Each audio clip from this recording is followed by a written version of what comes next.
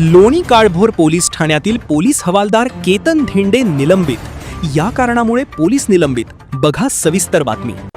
लोणी काळभोर येथील पोलीस ठाण्यात कार्यरत असलेले पोलीस हवालदार केतन उत्तम धेंडे यांना गंभीर शिस्तभंग आणि गुन्हे तपासात हस्तक्षेप केल्याच्या आरोपांवरून सेवेतून निलंबन करण्यात आले आहे। पोलीस उपआयुक्त मुख्यालय पुणे शहर यांनी निलंबन आदेश जारी केला आहे। या कारवाईपूर्वी गुन्हे शाखेतील खंडणी पथक 2 तसेच लोणी काळभोर पोलीस ठाण्याच्या वरिष्ठ अधिकाऱ्यांनी सादर केलेल्या चौकशी अहवालांचा आधार घेण्यात आला। मिळालेल्या माहितीनुसार लोणी काळभोर पोलीस ठाण्यात दाखल असलेल्या NDPS कायद्याअंतर्गत गुन्हा क्रमांक 115/2026 मधील आरोपींना मदत करण्यासाठी केतन धेंडे यांनी तपासी अधिकाऱ्यांवर दबाव टाकल्याचा आरोप आहे।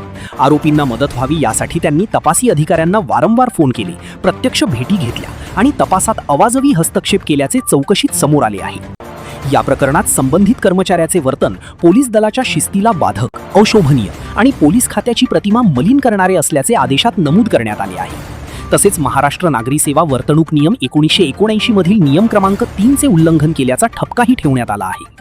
निलंबन काळात केतन धेंडे यांना नियमानुसार निर्वाह भत्ता दिला जाणार असून त्यांना कोणतीही खासगी नोकरी किंवा व्यवसाय करता येणार नाही।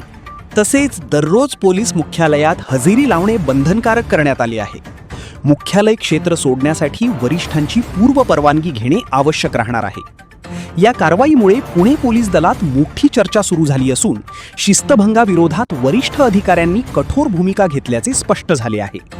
रॉयल मीडिया न्यूजसाठी दिनेश कदम, लोणी काळभोर।